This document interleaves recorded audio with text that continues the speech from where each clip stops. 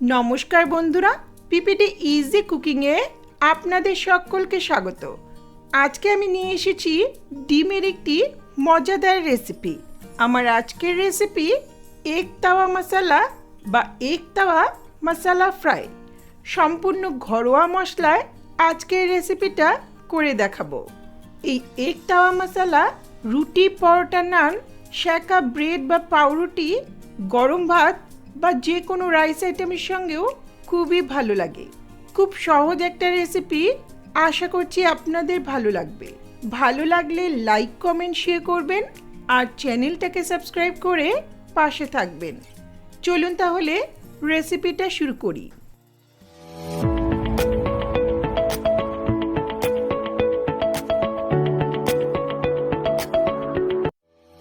Egg মশলা বানাতে লাগবে ডিম। এখানে 6টা ডিম সেদ্ধ করে হাফ করে কেটে নিয়েছি। ডিম ঠিকঠাক কী করে সেদ্ধ করবেন তার রেসিপি আমি আগেই দিয়েছি। এখন এগুলো একপাশে রেখে চলে যাচ্ছি নেক্সট প্রিপারেশনে। একটা ব্লেন্ডিং জারে নিচ্ছি বেশ কিছু কাঁচা লঙ্কা, 2 ইঞ্চি আদা,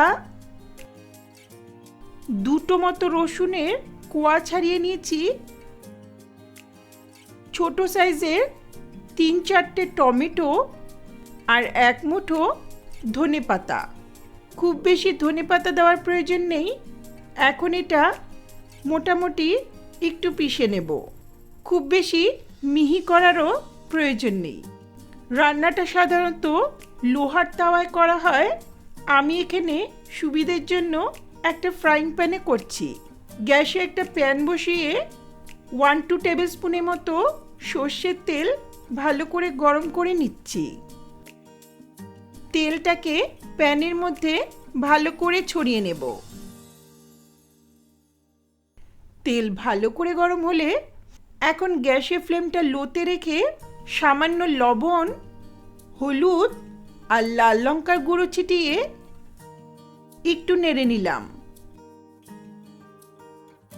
সঙ্গে সঙ্গে হাফ করে কেটে রাখা সেদ্ধ ডিমগুলো উল্টো করে প্যানের মধ্যে দিয়ে দিচ্ছি। এগুলো উল্টো করে দিলে কুসুমগুলো বেরিয়ে যাবে না।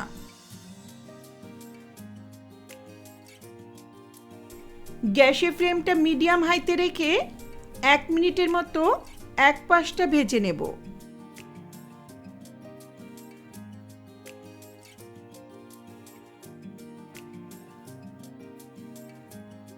খুব বেশি নাড়াচাড়া করার প্রয়োজন নেই। 1 মিনিট পর এইভাবে একটু নুন হলুদটা ভালো করে মিশিয়ে নিচ্ছি। দিচ্ছি হাফ টিস্পুনের মতো গোলমরিচের গুঁড়ো, ওপর থেকে ছড়িয়ে দিলাম। হালকা হাতে সাবধানে ডিমগুলোকে উল্টে নেব। আবারও 1-1.5 মিনিট মিডিয়াম হাই ফ্লেমে অপর পাশটাও ভেজে নিচ্ছি।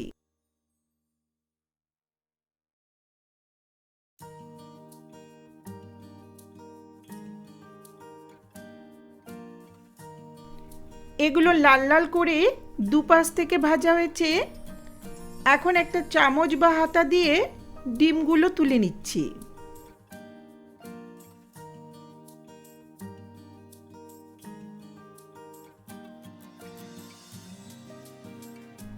এগুলো একপাশে রেখে সেই একই প্যানের মধ্যে দিচ্ছি 4-5 টেবিল স্পুন সর্ষের তেল। তেল খুব ভালো করে গরম হলে ফোড়ন দিচ্ছি হাফ টিস্পুন গোটা জিরে। ফোড়ন ভাজার সুন্দর গন্ধ বেরোলে এখন 3টে মতো বড় সাইজের পেঁয়াজ কুচি করে দিয়ে দিলাম। যেহেতু গ্রেভিটা পুরোপুরি পেঁয়াজ দিয়ে তৈরি হবে, তাই পেঁয়াজের পরিমাণটা একটু বেশি করেই দিলাম। একই সঙ্গে দিচ্ছি সামান্য লবণ, এতে পেঁয়াজটা খুব তাড়াতাড়ি নরম হয়ে যাবে। এখন লো মিডিয়াম ফ্লেমে পেঁয়াজটাকে ততক্ষণ ভাজবো যতক্ষণ না এটা হালকা লাল হয়ে উঠছে। খুব বেশি লাল করে বা বাদামি করে ভাজার প্রয়োজন নেই। দেখুন পেঁয়াজটা হালকা লাল হয়েছে। এখন এতে আদা, রসুন, লঙ্কা, টমেটোর পেস্টটা দিয়ে দিচ্ছি। আমি এই পেস্টটা কিন্তু খুব মিহি করে করিনি। দেখতেই পাচ্ছেন কয়েকটা রসুনের কোয়া গোটাই থেকে গেছে। রান্নাটাতে চাইলে কয়েকটা গোটা রসুনের কোয়া অথবা রসুনের কোয়া থেতো করেও দিতে পারেন, এতে স্বাদটা বেশি ভালো হয়। একই সঙ্গে দিচ্ছি হাফ টিস্পুন করে লবণ, হলুদ, লাল লঙ্কার গুঁড়ো, ধনের গুঁড়ো, জিরের গুঁড়ো। আদা রসুন লঙ্কা টমেটোর পেস্টের সঙ্গে মশলাটাকে 2-3 মিনিটের মতো লো মিডিয়াম ফ্লেমে কষিয়ে নেব।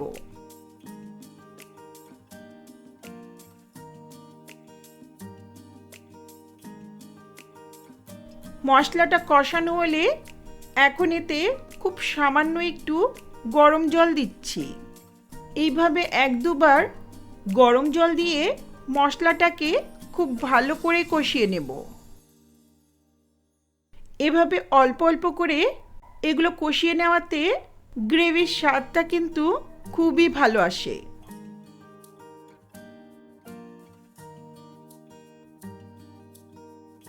তিন 4 মিনিট কষিয়ে নেওয়ার পর দিচ্ছি হাফ টিস্পুন গরম মশলার গুঁড়ো।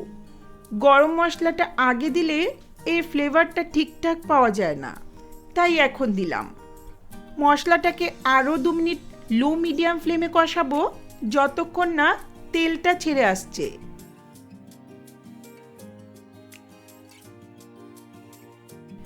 দেখুন মশলাটা কষানো হয়েছে। এখন এতে 1 কাপ মতো গরম জল দিচ্ছি। অবশ্যই গরম জল দেবেন, এতে রান্নার রঙটা ভালো হয়, স্বাদটাও ভালো হয়। একই সঙ্গে দিচ্ছি স্বাদ মতো লবণ। যেহেতু অনেকটা পেঁয়াজ দিয়েছি, এতে গ্রেভিটার মধ্যে একটু মিষ্টি ভাব থাকবে, তাই আর আলাদা করে মিষ্টি বা চিনি দেওয়ার প্রয়োজন নেই। ভালো করে মিশিয়ে নিয়ে 1-2 মিনিটের মতো ঝোলটাকে মিডিয়াম ফ্লেমে ফুটিয়ে নেব। 1-2 মিনিট ফুটিয়ে নেওয়ার পর এখন ভেজে রাখা ডিমগুলো দিয়ে দিচ্ছি। ডিমগুলোকে একবারে ঢেলে না দিয়ে ঠিক এইভাবে একটা একটা করে সাজিয়ে দিলে কিন্তু ডিমগুলো ভেঙে যাবে না। ডিমটা দেওয়ার পর আবারও 2-3 মিনিটের মতো মিডিয়াম ফ্লেমে রান্নাটা হতে দেব। রান্নাটাতে ঝোল থাকবে না, এটা একেবারেই মাখো মাখো বা ভাজা ভাজাই হবে।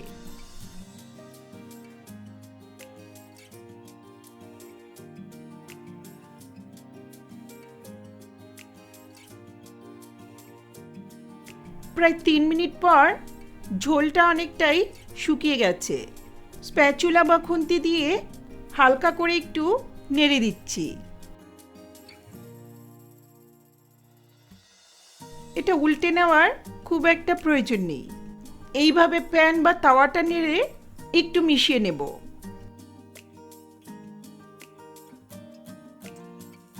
3-4 মিনিট পর ঝোলটা একেবারে শুকিয়ে গেছে, তেলটা ভেসে উঠেছে।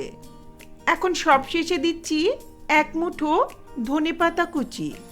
চাইলে রান্নাটাতে ফোড়নে বা সবশেষে কারি পাত্তাও দিতে পারেন। এটাকে নাড়াচাড়ার খুব বেশি প্রয়োজন নেই। আমি আর কিছু দিচ্ছি না। চাইলে এভাবেই সার্ভ করতে পারেন, অথবা ধনেপাতার ফ্লেভারটা যাতে গ্রেভির মধ্যে ছড়িয়ে যায় তার জন্য গ্যাসের ফ্লেমটা অফ করে কিছুক্ষণ ঢেকে রাখতে পারেন। কিছুক্ষণ পর দারুণ স্বাদের এগ মশলা ফ্রাই সার্ভ করার জন্য রেডি। সাধারণত সেকা ব্রেড বা রুটি, পরোটা, নান এসব দিয়েই এগ তাওয়া মশলাটা খুবই ভালো লাগে, তবে যে কোনো রাইস আইটেম দিয়েও বেশ ভালো লাগে। খুব সহজ সিম্পলভাবে ঘরোয়া মশলায় রান্নাটা করে দেখালাম। আগে কখনো ট্রাই না করে থাকলে আমার মতো করে রেসিপিটা অবশ্যই ট্রাই করে দেখবেন। আশা করছি ভালো লাগবে। ভালো লাগলে লাইক, কমেন্ট, শেয়ার করবেন আর চ্যানেলটাকে সাবস্ক্রাইব করে পাশে থাকা বেল আইকনটা অবশ্যই প্রেস করবেন, যাতে আমার ভিডিওর নোটিফিকেশনগুলি আপনাদের কাছে সহজেই পৌঁছে যায়। ধন্যবাদ।